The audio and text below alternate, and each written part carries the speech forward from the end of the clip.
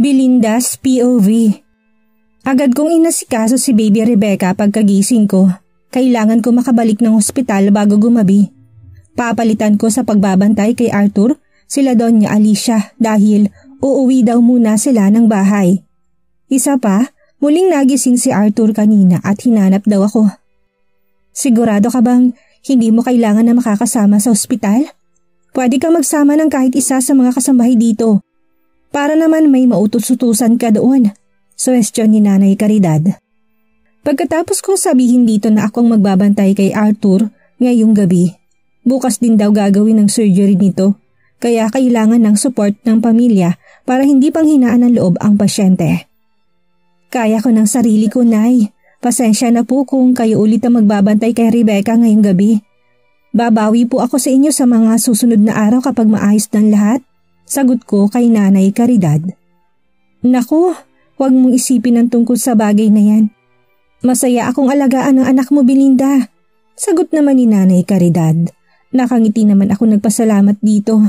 Agad akong bumalik ng ospital. Naglalakad na ako papasok nang makasalubong ko ang isang familiar na muka. Hindi ako maaari magkamali. Si Vivian ang makakasalubong ko. Anong ginagawa niya dito? Galing ba ito kay Arthur? Gulat din itong napatitig sa akin. Kitang-kita ko sa mga mata nitong paghihirap ng kalooban kaya nagtataka ako. Small world, Vivian? Agad na wika ako dito. Napaluha ito na siyang labis kong ipinagtaka. Napansin ko din na maraming pulang marka sa leeg nito. Hindi nito na itago sa gamit niyang balabal. Nagbago na ba ang isip mong, Belinda? Gusto mo bang makitang anak ko? Diretsahang wika nito sa akin.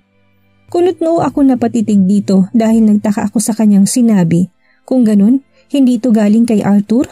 Dito din nakakonfine ng anak nito na sinasabi niyang may sakit na leukemia? Anong nangyari sa'yo, Vivian? Bakit biglang nagbagong aura mo? Hindi ko mapigilang mapatanong dito. Agad itong napayuko at kitang-kita ko ang pagdaloy ng masaganang luha sa mga mata nito. Belinda, wala na akong mahingian pa ng tulong para sa kalagayan ni Michael. Maawa ka. Ang gusto ko lang naman madugtungan ang buhay niya.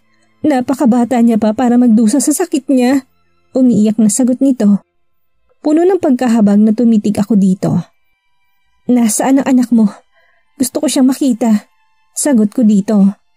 Kita kong hindi maipaliwanag na tuwa sa mukha nito nang sinabi kong katagang yon. Pagkatapos ay nag-umpisa na ito maglakad pabalik sa kanyang pinanggalingan. Tahimik naman ako napasunod dito. Nakarating kami sa isang ward. Maraming pasyente sa loob kaya naman naawa ako napapatingin sa mga batang nahihirapan sa kani-kanilang mga sakit. First time kong makakita ng ganitong klaseng sitwasyon. Huminto kami sa isang higaan na may nakahiga na isang batang lalaki. Payat na payat ito at halata sa itsura nito na may iniindang matinding karamdaman. Siya si Michael. Siya ang ginamit ko para mapaniwala si Arthur na anak niyang bata at masira ang pagsasama niyo. Hindi ko na kaya pang nahihirapan ang anak ko, Belinda. Tulungan mo siyang magamot. Maawa ka. Emosyonal na wika ni Vivian. Hindi ko mapigilan ang pagtulo ng luha sa aking mga mata. Awang-awa ako sa kalagayan ng bata. Sinong doktor niya? Tanong ko kay Vivian. Muling sumilay ang masayang ngiti sa labi nito bago ako sumagot. Salamat, Belinda. Hindi ko alam kung paano kita mababayaran sa ginawa mong tulong kay Michael. Pero taos-puso ako nagpapasalamat sa kabaitan mo. Humahaguluhol nitong wika sa akin. Pagkatapos ay hinalikan nito sa noo ang tulog na si Michael at niyaya akong puntahan ang doktor ng bata. Agad kong kinausap ang doktor. Binigyan ko siya ng signal na ibigay lahat ng mga pangangailangang medikal ni Michael at akong bahalang magbayad. Sa katunayan, ay agad ako nagbigay ng paunang bayad para naman maibigay agad nila ang serbisyong medikal para sa bata. Ibinigay ko na rin ang aking contact number para kapag may iba pang mga kailangan ay matatawagan nila ako. Nag-request na din ako na ilipat sa isang private room ang bata para maging komportable ito. Agad naman tumalim ang ospital at ng oras na yun ay agad na nailipat si Michael sa mas komportableng lugar. Abot langit naman ang pasasalamat sa akin ni Vivian at tanging ngiti lang naman ang naging sagot ko. Pagkatapos na maiayos lahat ng pangangailangan ng bata, agad na akong dumiretso sa kinaroroonan ni Arthur. Alam kong kanina pa sila naghihintay sa akin pero hindi naman pwede na pabayaan kong anak ni Vivian. Iha, mabuti naman at dumating ka na. Kanina ka pa hinahanap ni Arthur. Agad na wika sa akin ni Doña Alicia. Pasensya na po kayo. May mga inaasikaso pa po ako bago pumunta dito. Sagot ko. Nakangiti naman itong tumango. Tulog si Arthur nang pumasok ako sa loob ng ICU. Tahimik ko lang itong binabantayan habang hawak ang kamay nito. Bukas na daw gagawin ng surgery dito kaya naman ipagdarasal ko na magiging maayos ang lahat para naman gumaling na ito. Excited na akong ipakilala sa kanya ang anak namin. Vivian's POV. Pagkaalis ni Belinda ay tumambay muna ako sa private room ni Michael. Laking pasasalamat ko at nahabag din ito sa kalagayan ng anak ko. Ngayon, hindi na ako mag-aalala pa kung paano matutustusan ang mga medikal na pangangailangan ni Michael. Magiging maayos ng kanyang kalagayan at alam kong hindi ito pababayaan ni Belinda kung sakaling mawala man ako. Wala lang halaga pa ang aking buhay. Gusto ko nang tapusin lahat ng paghihirap ko. Pakiramdam ko wala nang magandang bukas ang naghihintay sa akin. Tuluyan ng sinira ni Herman ang buhay ko kaya naman mas miigi pang tapusin ko na lahat ng paghihirap namin. Pinahid kong luha sa aking mga mata at malungkot na tinitigan ang mukha ng anak ko. Alam kong ito na ang huling pagkakataon na masisilayan ko siya. Patawarin mo ko anak kung naging mahina ako. Mahal na mahal kita at nabigo akong ipagamot ka gamit ang pera mula sa pinaghirapan ko. Alam kong hindi ka magiging proud sa akin paglaki mo. Bagkus ikakahiya mo ko dahil isa akong masamang ina. Pabulong kong wika dito at hinalikan ko ito sa noo. Masakit sa akin na iiwan siya pero para sa maganda niyang kinabukasan, gagawin ko. Hindi siya pababayaan ni Belinda dahil mabuti siyang tao. Magiging maayos ang buhay ni Michael kung tuluyan ko siyang iiwan. Muli kong pinunasan ang luha sa aking mga mata at pilit na pinapakalma ang aking sarili. Tumayo ako at naglakad palabas ng kwarto pero bago ko pihitin ang seradura, ay muli kong sinulyapan ang natutulog kong anak. Napakasakit pero kailangan kong magsakripisyo para sa kinabukasan nito. Hilam ang luha sa aking mga mata nang tuluyan ko ng lisanin ng ospital. Agad ako sumakay ng taxi at nagpahatid sa bahay na nererentahan namin ni Herman. Natuwa ako dahil naabutan ko siyang umiinom ng alak. Nasa kanya ang kinita ko kanina kay Mr. Tan at alam kong naipatalo na naman niya ito sa sugal. Sa bagay, ano pa nga bang bago? Walang kaluluwa si Herman at magaling ng itong mangako pero kulang naman sa gawa. Kamusta nga anak natin? Agad nitong tanong nang makalapit ako. Kailangan niyang mai-confine. May klikong sagot. Nakakainis. Talo na naman ako sa sugal. Pabulong nitong wika. Malungkot na gumuhit ang ngiti sa labi ko. Pagkatapos ay nagsalin ako ng tubig sa baso. Huwag kang mag-alala. Maghahanap ako ng bayar ng kotse para may panggastos tayo sa ospital. Sa ngayon, tiis-tiis lang muna. Makakaraos din tayo. Wika nito. Gusto mo ba siyang dalawin sa ospital? Tanong ko. Para ano ba? Tsak na kukulitin lang tayo ng mga doktor kapag makita tayo doon. Hayaan mo na. Pupunta din ako ng ospital kapag may pera na tayong pambayad. Sagot nito. Bakit naman kasi pinapatalo mo kagad sa sugal ang kita ko kagabi? Habang sinushoot ang video ko, bigla ka nalang umalis at pumunta ng kasino. Hindi mo man lang ako inasikaso pagkatapos ng hirap na naranasan ko kagabi? Puno ng pait ang boses ko habang sinasabing katagang yun. Natigilan si Herman. Anong gusto mong gawin ko? Papanoorin kita habang pinagtutulungan ka ng 3 lalaki? Hindi ako ba to para hindi makaramdam ng selos sa mga ginagawa sa'yo sa kama, Vivian? Hindi ko alam kung kailan ka ba makakatakas sa lintik na trabaho niyan. Inis na sagot nito. Muli akong napaluha. Paano nga ba ako makakatakas sa ganitong uri ng trabaho kung sa tuwing mahawakan itong perang kinita ko, diretso niya sa kasino? Sirang-sira ng buo kong pagkatao pati na rin kaluluwa ko. Pagod na din ako, Herman. Hindi ko alam kung makakabangon pa ba ako sa ganitong klase ng buhay. Hindi ko alam kung may pag-asa pa bang mabagong buhay natin. Kailangan tayo ni Michael. Paano natin siya maipapagamot ng maayos kung sa tuwing makakahawa ka ng pera, dinidiretso mo sa sugalan? Puno ng paninisi kong wika dito. Natigilan si Herman at sa isang iglap ay muli kong naramdaman ang kanyang pala na dumapo sa aking pisngi. Matalim ang mga matang tinitigan ito at ipinagpatuloy ang gusto kong sabihin sa kanya. Akala ko pa naman kapag sasama kami sa'yo, magiging maayos ang buhay namin. Pero bakit ganito? Bakit lagi mo nalang kami sinasaktan? Akala ko ba mahal mo si Michael? Akala ko ba mahal mong anak natin? Akala ko ba kaya natin siyang ipagamot? Pero bakit hanggang ngayon, unti-unting namamatay sa sakit ang anak natin dahil sa tuwing makakahawa ka ng pera? Nangangati agad ang palad mo at gusto mo agad ipusta sa sugal. Puno ng hinanakit ang boses ko na wika dito habang hilam sa luha ang aking mga mata. Naikuyom ni Herman ang kamao pagkatapos ay hinawakan ako dito sa buhok. Pakaladkad akong dinala sa loob ng kwarto pagkatapos ay tinulak ako sa aming higaan. Napahiyaw pa ako sa sakit ng tumama ang aking ulo sa headboard ng kama. Matapang ka na ngayon, porket kumikita ka ng pera, galing sa katawan mo'y may lakas ka na ng loob para sagot-sagutin mo ko ng ganyan?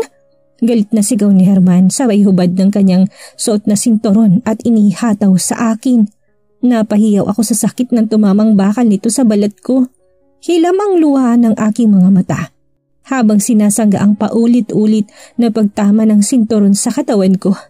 Tama na, patayin mo na lang ako kung pinapahirapan mo lang naman ako ng ganito.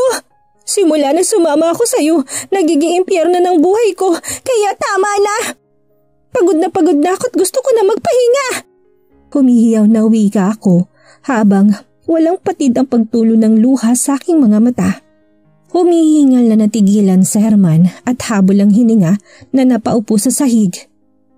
Bakit bang lakas ng loob mong kontrahin ako, Vivian? Mahal naman kita eh. Kaya lang naipit lang tayo sa ganitong sitwasyon. Kung hindi sana nalugi mga negosyo ko, nagbubuhay prinsesa ka sana ngayon. Pero anong magagawa ko? Wala na tayong ibang mapagkukunan. Ilang beses kong sinabi sa'yo na kaya lang naman ako nagsusugal dahil gusto kong paramihin ang perang hawak natin. Kapag manalo ako, papatigilin na kita sa trabahong yan. Magbabagong buhay na tayo kasamang anak natin. Bakas pa rin ang galit sa boses nito habang sumisigaw. Napailing ako habang iniinda ang sakit na natamo kong bugbog mula dito. Parang gusto ko na lang mawala ng hininga dahil sa mga nangyayaring ito sa amin. Pinahid kong luha sa aking mga mata at pilit na pinapakalma ang aking sarili. Pagod na ako umiyak at magmakaawa pa kay Herman. Isa itong demonyo na pilit akong tinutulak para samahan ito sa impyerno. Mag-ayos ka na. Pupunta tayo kay Mr. Tan. Makikiusap ulit tayo na bigyan ka ulit ng bagong project. Utos nito sa akin. Muli akong natigilan at gumuhit ang pait sa aking puso. Heto na naman kami. Ganito na lang palagi kapag wala na tong hawak na pera. Hindi ko na kaya. Sawang-sawa na ako. Paulit-ulit na lang. Wala akong nagawa kung hindi dahan-dahan akong bumangon ng kama. Iniinda kong pananakit ng buo kong katawan pero wala akong magawa kung hindi sundin ang gusto nito. Agad ako naglakad papuntang banyo para mag-ayos. Ayaw ko nang makipagtalo pa kay Herman. Alam kong hindi ito makikinig sa akin.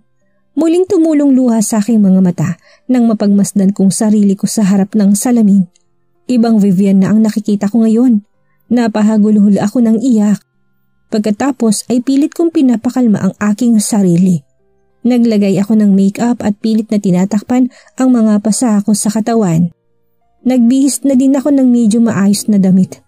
Pagkatapos ay lumabas na ako ng banyo. Isang nakangiting si Herman ang aking nadatnan sa sala. Parang wala itong ginawang masama sa akin kani-kanina lang. Hindi ko alam pero pakiramdam ko na babaliw na to. Nagpatiunan na akong naglakad papunta sa kanyang sasakyan. Eto lang ang hindi niya binitawan sa lahat ng properties na nawala sa kanya. Hindi daw nito kayang mabuhay ng walang kotse. Tahimik akong napaupo. Agad ding itong pumasok sa loob ng sasakyan at in-start. Tahimik akong binaling ang tingin sa labas habang pinagmamasdan ang buong paligid. Napakaganda ng panahon. Iba't ibang ilaw ang nakikita ko. Sa bagay, magpapasko na pala kaya karamihan sa mga kabahayan ay may mga nakakabit na Christmas decor. Pinigilan kong maluha hanggang sa nakarating na kami ng expressway. Nasa kalagitnaan na kami ng biyahe na bigla kong isinakatuparan ang kanina pa naglalaro sa isip ko. Agad kong inagaw ang manibela sa kanya kaya naman nagpagewang-gewang kami. Tigmak ang luha sa aking mga mata habang pilit na tintulak ako ni Herman para mabitawan kong manibela na hawak din ito. Naririnig ko rin ang mga malulutong nitong pagmumura. Wala akong pakialam. Pakaramdam ko, bigla ko nawala sa aking katinuan at ang gusto ko lang ay matapos na ang lahat ng paghihirap ko. Hindi pwedeng ako lang ang mawawala dito sa mundo. Gusto kong isama si Herman para wala na itong ibang mabibiktima. Hindi din siya karapat-dapat na maging ama ng anak namin na si Michael. Hanggang sa makarinig na lang ako ng mahabang busina at bigla kaming sumalpok. Biglang tumigil ang mundo ko. Tiningnan kong katabi kong si Herman. Umaagos ang dugo sa ulo nito habang dilat ang mga matang nakatitig sa akin. Mapait ako na pangiti habang iniikot ang aking paningin sa buong paligid. Habol ko na din ang aking hininga. Nararamdaman ko pagtulo ng masaganang dugo mula sa noo ko. Hindi ko na din maramdaman ang ibabang bahagi ng aking katawan. Maraming sasakyan na nakahinto at nakita ko nagliyab ng hood ng aming kotse. Alam kong anumang sandali ay sasabog na kami. Isang tangke ng petroleum gas ang aming nakabanggaan. Masaya akong pumikit kasabay ng pagtulo ng luha sa aking mga mata. Sa wakas, tapos ng paghihirap ko. Kasunod nito, ang malakas na pagsabog at pagdilim ng buo kong paligid. Belinda's POV. Tahimik ako nakamasid sa dalawang batang naglalaro sa buhanginan. Matamis akong napangiti habang pinagmamasdan ang dalawa na masayang binubuo ang isang kastilyong buhangin. Nandito kami ngayon sa isang tagong isla sa Visayas. Pinili naming magbakasyon dito para makaiwas sa ingay at polusyon ng Manila. Isa pa, gusto namin magkaroon ng quality time para sa isa't isa. Nagiging masaya ang buhay namin simula nang muli kong patawarin si Arthur. Tama nga sila. Hindi ka magkakaroon ng kapanatagan ng kalooban kapag hindi mo papakawalan ang galit na nasa puso mo. Halos 5 taon na kaming nagpapabalik-balik dito. Masaya, tahimik at sariwa ang hangin. Solong-solo ng pamilya namin ang buong lugar na to. Matamis akong napangiti nang kumaway sa akin ang anak kong si Rebecca. Yes, 8 years old na siya ngayon. Kay bilis lumipas ng panahon. Ang bilis lumaki ng mga bata. Ilang taon pa ang bibilangin at may mga dalagat binata na kami. Sinulyapan ko ang batang lalaki na masayang tumatawa habang hinahabol ni Rebecca. Nasira kasing ginagawa nilang kastilyong buhangin dahil palpak ang pagkakapatong ng batang lalaki ng maliit na timba na buhangin kaya nainis si Rebecca at hinabol niya ito para parusahan. Hindi ko aakalaing ibang ligaya ang hatid sa amin ni Michael. Pagkatapos namin siyang tuluyang kupkupin nang mamatay ang ina nitong si Vivian dahil sa aksidente 5 taon na ang nakakaraan. Pagkatapos ng malagim na trahedya na nangyari kay Vivian ay agad namin pinaimbestigahan ang kalakaran tungkol sa mga kumakalat na X-rated video. Sayang nga lang at kailangan pang mawala ni Vivian bago mahuli ang sangkot sa mga X-rated video na nagkakalat kapalit ng malaking halaga ng pera. Nahuli ang mga sindikato na sangkot at tuluyan na nilang pinagdusahan ang kanilang mga kasalanan. Binigyan namin ng maayos na libing si Vivian, pati na rin si Herman. Sunog ang mga katawan nito bago ma-rescue ng mga otoridad. Sumalpok ba naman ang kanilang sasakyan sa isang truck ng petroleum gas at sumabog. Dobleng dagok ang inabot ni Michael nang malaman niyang nangyari sa kanyang ina at ama. Sa batang edad, naranasan itong pinakamasaklap na nangyari sa kanyang buhay. Pero life must go on, ika nga. Tuluyan na namin siyang kinupkop at ipinagamot. Mabuti na lang at naagapan pa ang kanyang sakit na leukemia. Kaya naman ang laki ng pinagbago ng katawan nito ngayon. Wala nang baka sa itsura nito ang masakit na pinagdaanan ng musmus niyang katawan. Masasabi kong tuluyan ang naghilom ang sugat sa puso nito dahil unti-unti siyang nagiging masigla sa piling namin. Pinaramdam namin sa kanyang pagmamahal na kaya naming ibigay. Mabuti na lang tinanggap niya din na kami bilang pangalawang magulang niya. Alam ko magiging mabuti siyang kuya sa aming mga anak ni Arthur. Michael, ano ba? You're bad talaga. Sinadya mo namang sirain ang binubuo natin eh. Narinig ko pang sigaw ni Rebecca dito. Hindi ko namang mapigilan ang matawa dahil sa aking nakikita. Natatawa naman na napatakbo si Michael. Inaasar pa nitong nilingon ang galit na si Rebecca kaya naman hindi ko mapigilan ang matawa habang pinapanood silang dalawa. Here you go. Narinig kong wika ng asawa ko mula sa likuran ko. Agad ako nitong niyapos at pinanggigilan akong halikan sa leeg. Hindi ko mapigilan ang matawa dahil sa kiliti na hatid ng bagong tubo na bigote nito sa mukha. Arthur, ano ba? Tumigil ka na nga muna. Para ka namang vampira dyan eh. Makikita tayo ng mga anak natin. Reklamo ko dito. Humalakak naman ito at buong pagmamahal akong tinitigan sa mukha. Pagkatapos ay hinaplos nitong medyo may kalakihan ko ng tiyan. Yes, kaming dalawa din ni Arthur hanggang huli at pagkatapos ng 5 taon na muling pagsasama, muli ako nabuntis.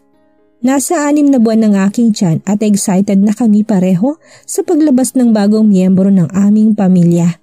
Pagkalabas pa lang ng ospital ni Arthur noon ay hindi ko na ito pinakawalan pa. Pinakita ko sa lahat kung gaano ko to kamahal at ako mismo ang nag-asikaso sa lahat ng pangangailangan niya hanggang sa muling makarecover. Wala nang dahilan pa para magpakipot pa ako. Mahal ko siya, tanda ko na siyang ipaglaban kahit kanino. Hindi na ako papayag na may mga magtangkapang muli na wawasak sa aming pamilya. Mahal na mahal kita, Belinda. Maraming salamat dahil nandito ka na sa piling ko. Malambing nitong wikat dumakong labi nito sa punong tenga ko. Lalo akong natawa dahil sa kiliting nararamdaman. Pagkatapos ay hinawakan kong kamay nito na nakayapos sa aking bewang. Maraming salamat sa pagmamahal mo, Arthur. Hindi mo ako sinukuan ng mga panahon na ilang beses kitang tinaboy sa buhay ko. Patawarin mo ako kung nagiging saradong isip ko noong mga panahon na sinusuyo mo ko. Sagot ko dito. No worries, honey. Tapos nang tungkol sa bagay na yun. Ang importante sa akin ngayon, kasama kita. Kayo ng mga anak ko. Kayo ang pinakamagandang regalo na natanggap ko mula sa may kapal. Madamdamin itong wika. Naluha naman ako. Mami, ang bad ni Michael. Pinaghirapan naming buuin yung kastilyong buhangin tapos sisirain niya lang. Sumbong sa amin ni Rebecca habang naglalakad papalapit sa amin. Namumulang na mukha nito dahil sa nasobrahan sa pagbababad sa ilalim na sikat ng araw. Dagdagan pang palagi nitong paliligo sa dagat. Nakasunod naman dito si Michael na noon ay ngiting-ngiti. Pwede naman natin na yung ulit buuhin, Rebecca. Gagawa lang tayo ng mas maganda at mas matibay. Sagot naman ni Michael. Katulad ni Rebecca, namumula na din ang balat nito dahil sa matinding sikat ng araw. Hinahayaan ko kasi na gawin nila ang lahat ng gusto nila. Minsan lang naman ito at babalik na din kami ng Manila sa susunod na araw. May schedule ako ng check-up sa doktor ko at hindi ko dapat ipagpaliban yon para masigurong maayos ang kalagayan ng bata sa aking sinapupunan. Ayaw ko na! Lagi mo na lang kasing sinisira. Lagi mo na lang akong iniinis. Paasik na sagot ni Rebecca. Tagaktakang pawis dito sa noo kaya naman kumuha ako ng tissue sa kalapit na table at pinunasan ko to. Tama na nga yan at baka mamaya mag-aaway na naman kayo dahil dyan. Magbihis at magpunas na muna kayo ng pawis. Dahil kakain na tayo maya-maya ng konti. Sagot ko sa mga to. Agad naman silang sumunod at nagmamadaling pumasok sa kani-kanilang mga kwarto. Muli kong hinarap si Arthur na noon ay nakayaka pa rin sa akin. Matamis ko itong ninitian at tumingkayad ako para halikan ito sa labi. Masaya naman itong tinugon ang halik ko at niyaya niya na ako papuntang hapagkainan. Nilalagyan niya ng pagkain ng pinggan ko nang dumating ang mga bata. Umupo na sila sa harap namin at kumuha na din ng makakain. 8 years old na si Rebecca, samantalang 11 years old na rin si Michael. Tuluyan na naming tinuring na anak si Michael at ginawa ang lahat para gumaling ito sa kanyang sakit. Sa ngayon, maayos ng kanyang kalusugan at bumalik na sa normal ang kanyang buhay. Masaya ako dahil kahit hindi namin tunay na anak si Michael, lumaki itong mabait, magalang at masunuring bata. Kabaliktaran naman ni Rebecca na sobrang spoiled. Masyado sigurong na-spoiled ng kanyang lolo't lola, kaya lahat ng magustuhan nito ay hindi pwedeng hindi makuha. Mami, Daddy, kailan tayo pupunta ng asyenda? Gusto ko na po ulit sumakay ng kabayo at miss na miss ko na sila lolo't lola. Wika ni Rebecca at pansamantalang tinigil ang pagkain. Bakit gusto mo bang pumunta doon? Hindi ba't pinapili kita kung dito tayo pupunta o doon sa asyenda? Pinili niyo dito dahil gusto niyong maligo sa dagat. Pagkatapos ngayon, gusto mo na naman sa asyenda? Tanong ni Arthur sa anak. Kasi po bigla na lang sumagi ko sa isip sila lolo't lola. Sabi kasi nila, malungkot daw ang asyenda kapag wala tayo doon. Sige na dad, punta na tayo doon after dito. Kahit sandali lang, sagot ulit ni Rebecca. Makalolo at lola ito, kaya naman hindi na ako nagtaka pa kung hihiling ito ng ganito sa kanyang ama. Well, titingnan ko kung pwede ko pa bang ipagpaliban ang pagpasok sa opisina. Alam mo naman na busy din si daddy sa mga negosyo eh. Dapat kasi isa-isa lang Rebecca para naman hindi tayo gahulin sa oras, sagot ni Arthur. Sorry po daddy, kung hindi po talaga pwede, ayos lang. Malungkot nitong sagot pagkatapos ay maluha-luha itong ibinalik ang atensyon sa pagkain. Napailing naman ako pagkatapos ay kinalabit ko si Arthur at ninuso si Rebecca. Napailing naman to. Okay fine, pagkatapos natin dito sa asyenda tayo dederecho. Pero kapag mag-start ng school no more vacations na ha? Kailangan yung mag-aral ng mabuti, sagot ni Arthur. Agad na gumuhit ang tuwa sa mukha ni Rebecca at binalingan nito si Michael. Narinig mo yun Michael? Yes, makakapag-rides na naman tayo nito. Excited na ako. Masayang wika nito. Tipid namang umiti si Michael pero kitang-kita sa mga mata nitong excitement. Diyos ko Armando, nandito mga apo natin. Narinig kong sigaw ni Mommy Alicia pagkababa pa lang namin ng sasakyan. Katulad na napag-usapan, dito na kami dumiretso pagkagaling namin sa isla. May ospital naman sa bayan at bala kung doon na lang magpa-check up hanggat nandito kami sa asyenda. Masayang lumapit si Mommy Alicia at isa-isang pinanggigilang halikan sina Michael at Rebecca. Tuwang-tuwa naman ang dalawa at mahigpit na yumakap sa kanilang lola. Ang laki na ng mga apo ko ha, mabuti naman at dinalaw niyo kami dito. Kami na sanang pupunta ng Manila para makasama kayo. Sabat naman ng masayang si Daddy Armando.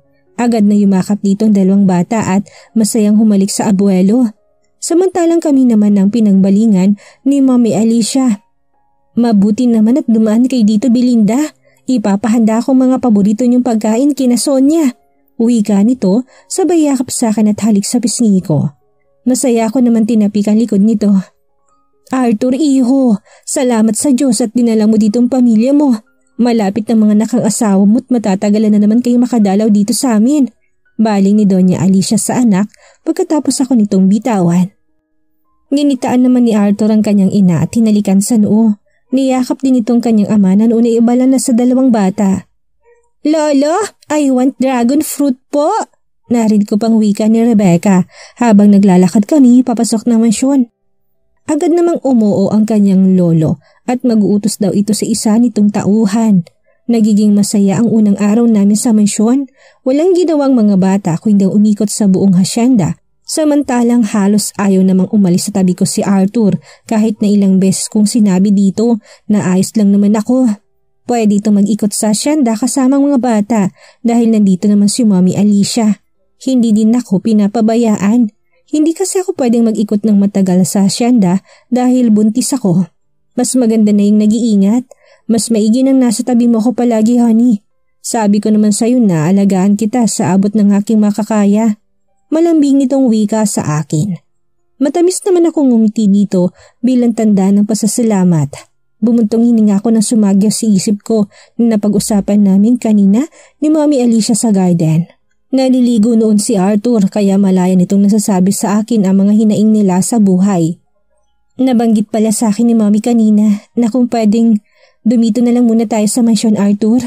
Hindi ko alam pero parang bigla akong naawa sa kanya. Masyado silang nangungunila sa atin at matatanda na din sila kaya napakahirap tumanggi. Wika ako kay Arthur. Natigilan ito. Pagkatapos ay tumitig ito sa malayo. Alam kong mahirap para dito magdesisyon dahil marami itong inaasikasong negosyo sa Manila. Pero anong magagawa ko? Ito ang hiling sa akin kanina ni Mommy Alicia at dapat lang na ipaalam ko ito kay Arthur. Sinabi ko naman kay Mommy na pwede namang direkta niya sabihin kay Arthur. Ang gusto namang ito kaya lang ilang beses na daw itong tumanggi. Alam mo naman na hindi ko maiwan ang mga negosyo natin sa Manila, honey. Hindi naman pwedeng dito kayo sa mansyon samantalang sa Manila ako. Ayaw ko malayo kayo sa akin ng mga bata. Sagot ni Arthur sa akin. Yun din ang sinabi ko kanina kay Mommy. Kaya lang naawa din ako sa kanya nang makita kong lungkot sa mga mata niya. Wala ka bang mapagkakatiwala ang tao na pwede munang mag-handle sa mga negosyo sa Manila? Arthur, matanda ng mga magulang mo't kailangan kanila. Seryoso kong sagot dito. Napabuntong hininga ito habang napapailing. Gusto mo bang dito tumira sa asyenda? Tanong nito. Tipid ako na pagiti. Dito ko unang naranasan na maging masaya at mabigo. Malaking bahagi na pagkataon nandito sa asyendang ito kaya naman hindi ko makakalimutan ang lugar na to. Yes, masaya ako dito at gusto kong dito palakihin ng mga anak natin. Pero kung hindi ka naman namin araw-araw na makasama, wala ding saysay ang lahat. Kung anong magiging desisyon mo, buong puso kong susundin, sagot ko dito. Gumuhit ang tipid ng ngiti sa labi nito at muling magsalita. Fine, may ilang bagay lang akong aasikasuhin sa Manila. Pagkatapos dito na tayo titira. Kaya kong gawan ng paraan ng lahat, Belinda. Basta ang importante, magiging masaya ka. Pati na rin ang mga anak natin. Tama ka, matanda na sila Mommy at Daddy at ito na rin siguro ang tamang pagkakataon para tulungan ko sila sa pamamalakad sa asyendang to. Magiging maayos sa mga negosyo ko sa Manila kahit wala ako. Nakangiti nitong sagot sa akin. Napayakap ako dito sa sobrang tuwa, wala na akong mahihiling pa. Pagkatapos ng mga unos na dumating sa aming buhay, pumalit naman ng walang kapantay na ligaya sa aming pamilya. Alam ko mas magiging matatag pa kami sa pagdaan ng mga panahon dahil buo at nagmamahalan. Alam ko masaya na rin ang mga kapatid ko sa kani-kanilang buhay. May 2 anak na sila Kuya Dexter at Harleen. Si Ate Lucinda ay masaya sa piling ni Philip samantalang si Kuya Wago naman ay masyadong masikreto sa buhay pag-ibig niya. Pero alam kong darating din ang araw na ipapakilala nito sa amin ang babaeng gusto niyang makasama habang buhay. Dito na po nagtatapos ang kwentong pag-ibig ni Belinda at Arthur. Naging malungkot man ang simula ng kanilang istorya. Maraming pagsubok ang dumaan. Sa huli na naig pa rin ang tunay na pag-ibig na hindi nawala sa mga puso nila. At kay Vivian, naging masama man siya pero saludo ako sa kanya bilang isang ina. Nagkamali man siya, nakagawa ng mga kasalanan. Pero hindi maka-question ang pagmamahal niya bilang ina sa kanyang anak. Lahat tayo ay nagkakamali pero ang mahalaga, natuto tayo at willing itama ang mga maling ginawa. Maraming salamat po sa lahat na sumuporta at sumubaybay. Muli po'y magkita-kita po tayo sa susunod pa nating istorya.